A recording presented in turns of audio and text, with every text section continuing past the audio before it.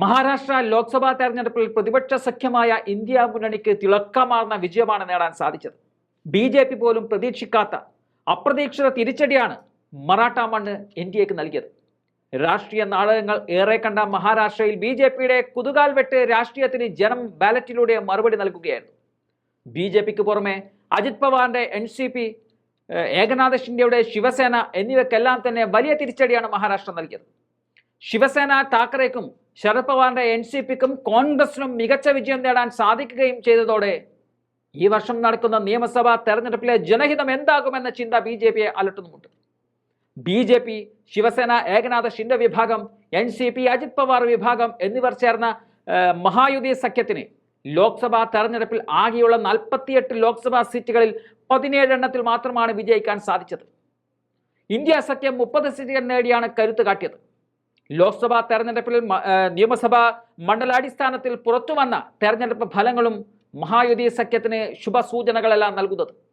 Sitting സീറ്റുകളിൽ പല നിയമസഭാ മണ്ഡലങ്ങളിലും മഹായുതി സഖ്യം ഏറെ പിന്നിലാണ്. നിയമസഭാ മണ്ഡലങ്ങളിലെ കണക്കുകൾ നോക്കുമ്പോൾ ഏകനാഥ് ഷിൻഡെയുടെ നേതൃത്വത്തിലുള്ള ശിവസേന വിഭാഗം ആകെയുള്ള 42 സിറ്റിംഗ് സീറ്റുകളിൽ 20 പിന്നിലാണ്. NCP, അജിത് പവാർ വിഭാഗം ആകെയുള്ള 40 സിറ്റിംഗ് സീറ്റുകളിൽ 22 പിന്നിലാണെന്ന് നമുക്ക് പറയാൻ സാധിക്കും. BJPക്കാണ് സിറ്റിംഗ് സീറ്റുകളിൽ ഏറ്റവും വലിയ തിരിച്ചടി നേരിട്ടത്.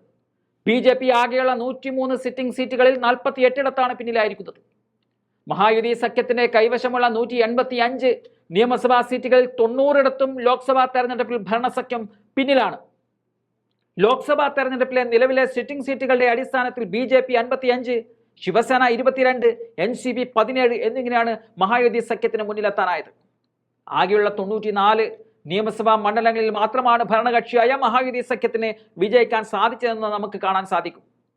അതേസമയം ഇന്ത്യ മുന്നണിയിലെ സഖ്യകക്ഷികളുടെ സഖ്യമായ മഹാവികാസ് അഘാഡിക്ക് സിറ്റിംഗ് സീറ്റുകളിൽ വലിയ തിരിച്ചടി ഉണ്ടായിട്ടില്ല എന്നതും ശ്രദ്ധേയമാണ്. സഖ്യത്തിന്റെ ആകെയുള്ള 71 സിറ്റിംഗ് സീറ്റുകളിൽ 13 മാത്രമാണ് അവർ പിന്നിൽ പോയത്. 43 സിറ്റിംഗ് സീറ്റുകളിൽ കോൺഗ്രസ് 8 പിന്നിൽ പോയപ്പോൾ ശിവസേന ഉദ്ധവ് വിഭാഗത്തിന്റെ 15 സിറ്റിംഗ് സീറ്റുകൾ 2 NCP, ശരത് പവാർ വിഭാഗം ജയിച്ച 13 സീറ്റുകളിൽ 3 മാത്രമാണ് സഖ്യം പിന്നിൽ പോയത്. ലോക്സഭാ തെരഞ്ഞെടുപ്പിന്റെ അടിസ്ഥാനത്തിൽ പറയുകയാണെങ്കിൽ മഹാവികാസ് അഘാഡി സഖ്യത്തിന് 154 നിയമസഭാ സീറ്റുകളിൽ ലീഡുണ്ട്. ഇതിൽ കോൺഗ്രസ് 63, ശിവസേന ഉദ്ധവ് വിഭാഗം 57, NCP, ശരത് പവാർ വിഭാഗം 34 എന്നിങ്ങനെയാണ് ലീഡുകളുള്ളത്.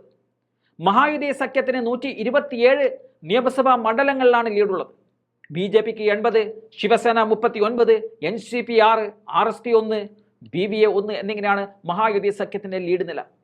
ലോക്സഭാ തെരഞ്ഞെടുപ്പിൽ പ്രകടനം ആവർത്തിക്കാൻ സാധിച്ചാൽ മഹാരാഷ്ട്ര കാത്തിരിക്കുന്നത് ഒരു കോൺഗ്രസ് മുഖ്യമന്ത്രിക്ക് തന്നെയാണ്.